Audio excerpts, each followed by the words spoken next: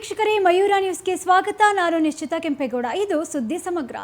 ತುಮಕೂರಿನ ಹೆಬ್ಬಾಕ ಕೆರೆಯಲ್ಲಿ ಟನ್ಗಟ್ಟಲೆ ಆಸ್ಪತ್ರೆಯ ತ್ಯಾಜ್ಯವನ್ನ ಕಿಡಿಗೇಡಿಗಳು ಸುರಿದಿದ್ದಾರೆ. ಇದರಿಂದ ತುಮಕೂರಿನ ನಾಗರಿಕರಿಗೆ ತೊಂದರೆ ಕೂಡ ಉಂಟಾಗಿದೆ. ಇನ್ನು ಹೆಬ್ಬಾಕ ಕೆರೆ ನೀರು ಕುಡಿಯುವ ಮುನ್ನ ಪ್ರತಿಯೊಬ್ಬರು ಎಚ್ಚರವಾಗಿರಬೇಕು ಅಂತ ಕೂಡ ಹೇಳಿದ್ದಾರೆ. ಇತ್ತೀಚೆಗೆ ಸುರಿದಂತ ಧಾರಾಕಾರ ಮಳೆಯಿಂದ ಅಕ್ಕಪಕ್ಕದ ಕೋಡಿ ಕೂಡ ಬಿದ್ದಿದೆ. ಕೋಡಿ ನೀರಿನೊಂದಿಗೆ ಆಸ್ಪತ್ರೆಯ ತ್ಯಾಜ್ಯ ವಸ್ತುಗಳು ಕೂಡ ಸೇರ್ಕೊಂಡಿದ್ದು, ಆಸ್ಪತ್ರೆಯಲ್ಲಿ ಬಳಸಿದಂತಹ ಸಿರಂಜ್ಗಳಾಗಿರಬಹುದು, ಔಷಧಿ ಬಾಟಲ್ಗಳು, ವ್ಯಾಕ್ಸಿನ್ಗಳು ಈ ಕೆರೆಯಲ್ಲಿ ಪತ್ತೆಯಾಗಿದೆ ಅಂತ ಹೇಳಿ ಮಾಹಿತಿ ಕೂಡ ತಿಳಿದು ಬಂದಿದೆ.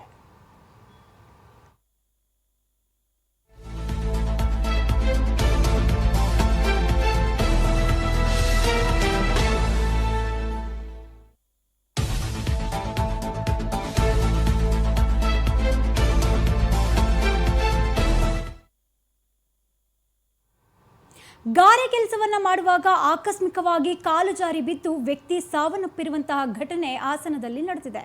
ಮಧು ಎಂಬಾತನು ಗಾರೆ ಕೆಲಸ ಮಾಡುವಂತಹ ಸಂದರ್ಭದಲ್ಲಿ ಆಕಸ್ಮಿಕವಾಗಿ ಕಾಲು ಜಾರಿ ಬಿದ್ದು ಗಾಯಗೊಂಡಿದ್ದು, ಗಾಯಗೊಂಡ ಈತನನ್ನ ಮೈಸೂರಿನ BGS ಅಪೋಲೋ ಆಸ್ಪತ್ರೆಗೆ ದಾಖಲು ಕೂಡ ಮಾಡಲಾಗಿತ್ತು. ಇಲ್ಲಿ ಈತನ ಚಿಕಿತ್ಸೆ ಫಲಕಾರಿಯಾಗದೆ ಸಾವನ್ನಪ್ಪಿದ್ದಾರೆ.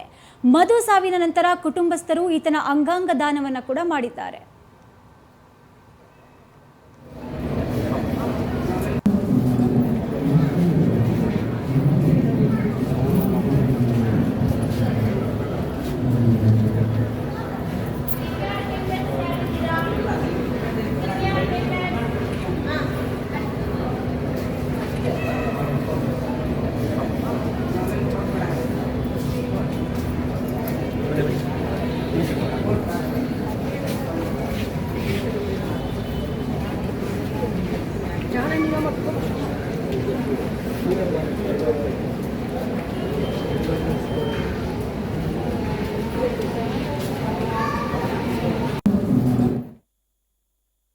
ಇನ್ನು ಆಸ್ಪತ್ರೆಗೆ ನುಗ್ಗಿ ನರ್ಸ್ ಮೇಲೆ ಪಾಗಲ್ ಪ್ರೇಮಿ ಹಲ್ಲೆ ಮಾಡಿರುವಂತಹ ಘಟನೆ ಬೆಳಗಾವಿಯಲ್ಲಿ ನಡೆದಿದೆ. ಕೈ ಚೀಲದಲ್ಲಿ ಮಚ್ಚು ತೆಗೆದುಕೊಂಡು ಬಂದಿದ್ದು, ಆಸ್ಪತ್ರೆ ಕೌಂಟರ್ ಬಳಿಯೇ ನರ್ಸ್ಗಾಗಿ ಕಾದು ಅಟ್ಯಾಕ್ ಅನ್ನ ಮಾಡಿದ್ದಾನೆ. ಇನ್ನು ಪಾಗಲ್ ಪ್ರೇಮಿ ಅಟ್ಟಹಾಸ ಸಿಸಿ ಕ್ಯಾಮೆರಾದಲ್ಲಿ ಸೆರೆ ಕೂಡ ಆಗಿದೆ. ಇನ್ನು ಮಾಹಿತಿ ಮೇರೆಗೆ ಪೊಲೀಸರು ಸ್ಥಳಕ್ಕೆ ಭೇಟಿಯನ್ನ ಕೊಟ್ಟು ಆರೋಪಿಯನ್ನ ಬಂಧನವನ್ನ ಕೂಡ ಮಾಡಿದ್ದಾರೆ. ಈ ಕುರಿತು ಕಡೆಂ ಬಜಾರ್ ಪೊಲೀಸ್ ಠಾಣೆಯಲ್ಲಿ ಈಗಾಗಲೇ ಪ್ರಕರಣ ಕೂಡ ದಾಖಲಾಗಿದೆ.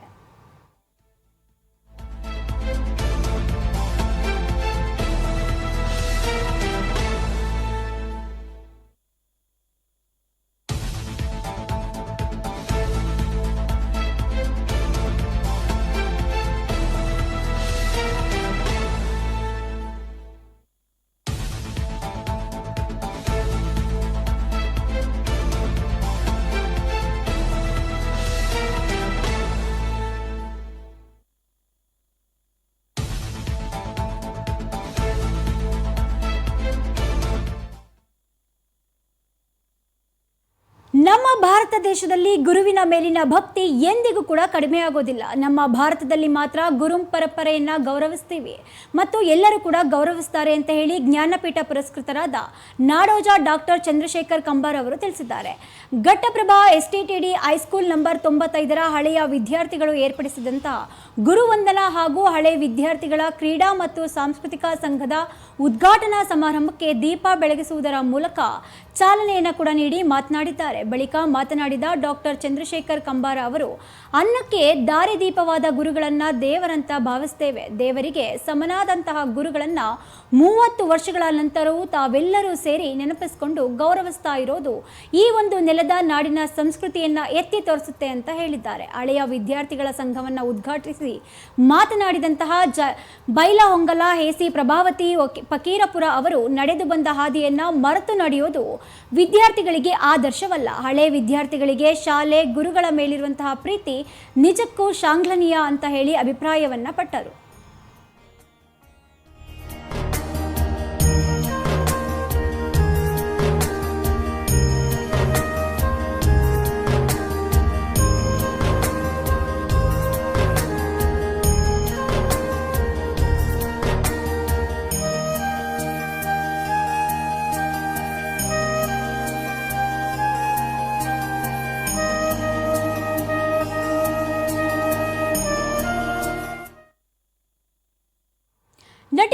ದೀಪಿಕಾ ದಾಸ್ ಇತ್ತೀಚೆಗಷ್ಟೇ ದೀಪಕ್ ಕುಮಾರ್ ಎಂಬವರೊಟ್ಟಿಗೆ ವಿವಾಹವಾಗಿದ್ರು. ಪ್ರಸ್ತುತ ಪ್ರವಾಸ ಇನ್ನಿತರೆಗಳಲ್ಲಿ ತಮ್ಮನ್ನ ತಾವು ತೊಡಗಿಸಿಕೊಂಡಿದ್ರು. ಇದರ ನಡುವೆ ದೀಪಿಕಾ ದಾಸ್ ತಾಯಿಯನ್ನ ಯುವಕನೊಬ್ಬನ ವಿರುದ್ಧ ಮಾದನಾಯಕನಹಳ್ಳಿ ಪೊಲೀಸ್ ಠಾಣೆಯಲ್ಲಿ ಇದೀಗ ದೂರನ್ನ ಕೂಡ ಕೊಟ್ಟಿದ್ದಾರೆ. ತಮ್ಮ ಮಗಳು ಹಾಗೂ ಅಳಿಯನ ಬಗ್ಗೆ ಅಪಪ್ರಚಾರ ಮಾಡಿರುವ ಹಾಗೂ ಬೆದರಿಕೆ ಒಡ್ಡಿರುವ ಆರೋಪವನ್ನ ದೀಪಿಕಾ ದಾಸ್ ತಾಯಿ ಮಾಡಿದ್ದಾರೆಂದು ಶವಂತ್ ಎಂಬಾತನ ವಿರುದ್ಧ ದೀಪಿಕಾ ದಾಸ್ ತಾಯಿ ಪದ್ಮಲತಾ ದೂರನ್ನ ಕೊಟ್ಟಿದ್ದು, ಯಶವಂತ ದೀಪಕ್ ದಾಸ್ ಮತ್ತು ಅವರ ಪತಿ ದೀಪಕ್ ಕುಮಾರ್ ವಿರುದ್ಧ ಅಪಪ್ರಚಾರವನ್ನ ಮಾಡ್ತಾ ಇದ್ದಾರೆ. ಮಾನಹಾನಿ ಮಾಡಿದ ಅಲ್ಲದೆ ಬೆದರಿಕೆಯನ್ನ ಕೂಡ ಹಾಕಿದ್ದಾರೆ ಅನ್ನಲಾಗ್ತಾ ಇದೆ. ಪದ್ಮಲತಾ ಅವರಿಗೆ ಕರೆ ಮಾಡಿದ ಯಶವಂತ್, ದೀಪಿಕಾ ದಾಸ್ಗೆ ಏಕೆ ಆತನೊಂದಿಗೆ ಮದುವೆಯನ್ನ ಮಾಡಿದ್ರಿ? ಆತ ಒಬ್ಬ ಮೋಸಗಾರ. ದೀಪಕ್ ಕುಮಾರ್ ಅಕ್ರಮ ಚಟುವಟಿಕೆಗಳಲ್ಲಿ ಭಾಗಿಯಾಗಿದ್ದಾನೆ ಅಂತ ಹೇಳಿ ಕರೆಯನ್ನ ಮಾಡಿದ್ದು. ಅಕ್ರಮ ಚಟುವಟಿಕೆಗಳಲ್ಲಿ ಭಾಗಿಯಾಗಿ ಬಡಾವಣೆಯನ್ನ ಕೂಡ ಮಾಡಿಕೊಂಡಿದ್ದಾನೆ. ಹಲವು ಪ್ರಕರಣ ಆತನ ಮೇಲಿದ್ದು ಜೈಲಿಗೆ ಸಹ ಹೋಗಿ ಬಂದಿದ್ದಾನೆ ಅಂತ ಹೇಳಿದ್ನಂತೆ. ಇನ್ನು ದೀಪಿಕಾ ದಾಸ್ಗೂ ಕರೆ ಮಾಡಿರುವಂತಹ ಯಶವಂತ್, ನನಗೆ ಹಣ ಕೊಡಿ, ಹಣ ಕೊಡದೇ ಇದ್ರೆ ನಿಮ್ಮ ಹೆಸರನ್ನ ಬರೆದಿಟ್ಟು ಆತ್ಮಹತ್ಯೆಯನ್ನ ಮಾಡ್ಕೊಳ್ತೇನೆ ಅಂತ ಯಶವಂತ್ ದೀಪಿಕಾ ದಾಸ್ ಅವರಿಗೆ ಬೆದರಿಕೆ ಹಾಕಿದ್ದ ಅನ್ನುವಂತಹ ಮಾಹಿತಿ ಇದೀಗ ಬೆಳಕಿಗೆ ಬಂದಿದೆ.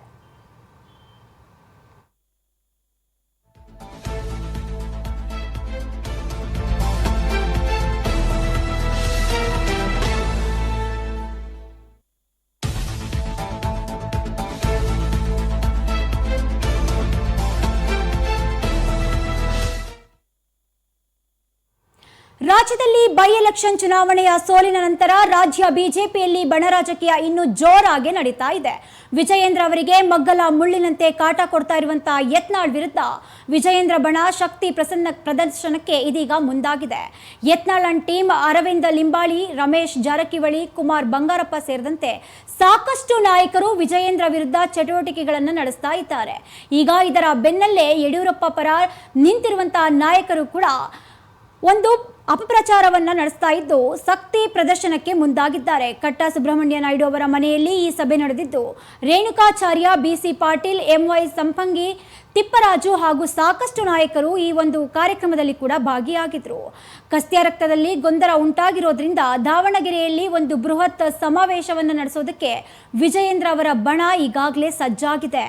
ಎರಡು ಬಣ ಈ ಕೋಲ್ಡ್ ವಾರ್ ಇನ್ನು ಎಲ್ಲಿವರೆಗೆ ತಲುಪುತ್ತೆ ಅನ್ನೋದನ್ನ ಮುಂದಿನ ದಿನಗಳಲ್ಲಿ ಕಾದ್ ನೋಡಬೇಕಾಗುತ್ತೆ ಅಷ್ಟೇ.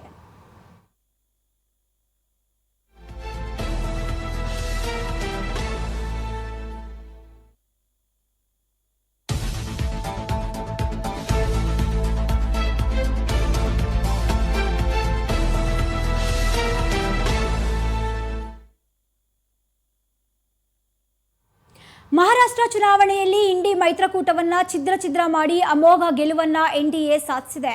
ಇದರ ಬೆನ್ನಲ್ಲೇ ಸಿಎಂ ಆಯ್ಕೆ ತೀವ್ರ ಕುತೂಹಲವನ್ನ ಕೂಡ ಮೂಡಿಸಿದೆ.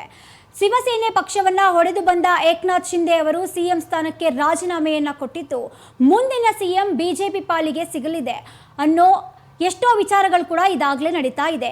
ಈ ವಿಚಾರಗಳಿಗೆ ಹಿಂದೆ ಉತ್ತರ ಕೂಡ ಸಿಗುವಂತಹ ನಿರೀಕ್ಷೆ ಇತ್ತು. ಕೇಂದ್ರ ಗೃಹ ಮಂತ್ರಿ ಅಮಿತ್ ಶಾ ಅವರ ಮನೆಯಲ್ಲಿ ನಾಯಕರ ಸಭೆ ಕೂಡ ನಡೆಯಲಿದೆ.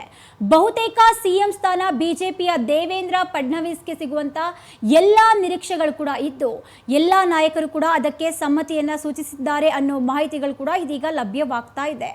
ಸಭೆಯ ನಂತರ ಸಿಎಂ ಘೋಷಣೆ ಆಗುವ ಎಲ್ಲಾ ಸಾಧ್ಯತೆಗಳು ಕೂಡ ಇದೆ.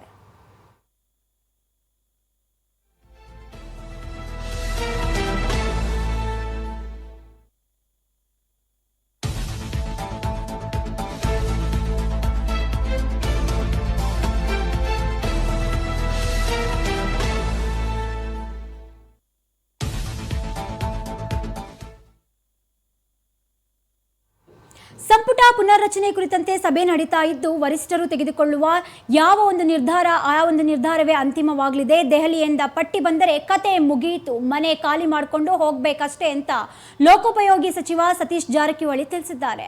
ಬುಧವಾರ ಸುದ್ದಿಗಾರರೊಂದಿಗೆ ಮಾತನಾಡಿದ ಅವರು, ಸಚಿವ ಸಂಪುಟ ಪುನರ್ರಚನೆ ಕುರಿತು ಹೈಕಮಾಂಡ್ ಯಾವ ನಿರ್ಧಾರವನ್ನು ತಗೊಳ್ಳುತ್ತೆ, ಕೆಲವರ ಖಾತೆ ಬದಲಾವಣೆ ಬಗ್ಗೆಯೂ ಮಾತುಕತೆ ಈಗಾಗಲೇ ನಡೆದಿದೆ. ಆದರೆ ವರಿಷ್ಠರು ಯಾವ ಒಂದು ನಿರ್ಧಾರವನ್ನು ತೆಗೆದುಕೊಳ್ತಾರೆ ಅನ್ನೋದ್ರ ಮೇಲೆ ಎಲ್ಲವೂ ಕೂಡ ನಿಂತಿದೆ. ವರಿಷ್ಠರು ನಿರ್ಧಾರವನ್ನ ಮಾಡಿದ್ರೆ ಸಚಿವ ಸಂಪುಟ ಪುನರ್ರಚನೆ ಆಗದೆಯೂ ಇರಬಹುದು ಅಂತ ಕೂಡ ಹೇಳಿದ್ದಾರೆ. ಇನ್ನು ಕೆಪಿಸಿಸಿ ಅಧ್ಯಕ್ಷ ಸ್ಥಾನ ಕುರಿತು ಪ್ರತಿಕ್ರಿಯೆಯನ್ನ ಕೊಟ್ಟಂತಹ ಸತೀಶ್ ಜಾರಕಿಹೊಳಿ, ಕೆಪಿಸಿಸಿ ಅಧ್ಯಕ್ಷ ಸ್ಥಾನ ನಿಭಾಯಿಸುವುದು ಸುಲಭದ ಮಾತಲ್ಲ, ಅದು ಕಲ್ಲು ಮುಳ್ಳಿನ ಹಾದಿ. ಆದರೆ ಸದ್ಯಕ್ಕೆ ನನ್ನ ಮುಂದೆ ಕೆಪಿಸಿಸಿ ಅಧ್ಯಕ್ಷ ಸ್ಥಾನದ ಬಗ್ಗೆ ಯಾವುದೇ ಒಂದು ಯೋಚನೆ ಕೂಡ ಇಲ್ಲ. ಮುಂದೆ ಏನಾಗುತ್ತೆ ನೋಡಬೇಕು. ಸಚಿವ ಸಂಪುಟ ಪುನರ್ರಚನೆ ಜೊತೆಗೆ ಕೆಪಿಸಿಸಿ ಅಧ್ಯಕ್ಷರ ಬದಲಾವಣೆ ಬಗ್ಗೆಯೂ ಹಿಂದೆ ಚರ್ಚೆ ಆಗಿತ್ತು. ಹೈಕಮಾಂಡ್ ಎಲ್ಲ ಬದಲಾವಣೆಗಳನ್ನ ಯಾವಾಗ ಮಾಡುತ್ತೆ ಅನ್ನೋದನ್ನ ಕಾದು ನೋಡಬೇಕು ಅಂತ ಹೇಳಿದ್ದಾರೆ ಸತೀಶ್ ಜಾರಕಿಹೊಳಿ.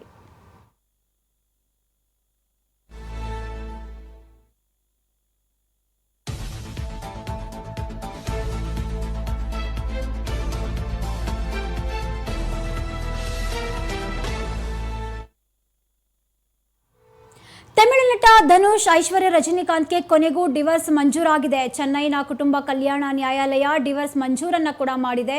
ಇಬ್ಬರ ಒಮ್ಮತದ ಆಧಾರದ ಮೇಲೆಯೇ ವಿಚ್ಛೇದನವನ್ನು ಕೂಡ ನೀಡಲಾಗಿದೆ. ಈ ಮೂಲಕ ಧನುಷ್ ಐಶ್ವರ್ಯ ದಾಂಪತ್ಯ ಜೀವನ ಅಧಿಕೃತವಾಗಿ ಅಂತ್ಯಗೊಂಡಿದೆ.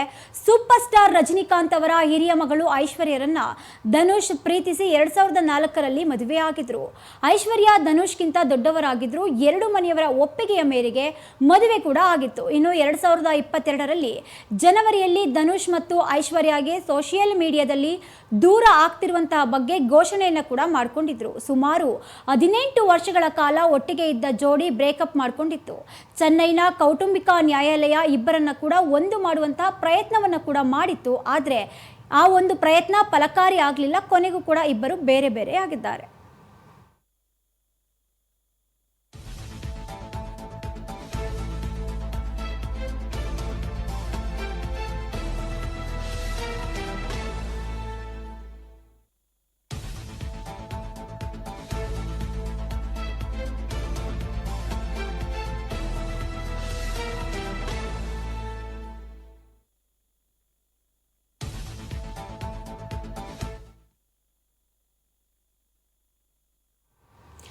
ಇದಾಗಿತ್ತು ಈ ಹೊತ್ತಿನ ಸುದ್ದಿ ಸಮಗ್ರ ನ್ಯೂಸ್. ಮತ್ತಷ್ಟು ಸುದ್ದಿಗಳಿಗಾಗಿ ನೋಡ್ತಾ ಇರಿ ಮಯೂರ ನ್ಯೂಸ್.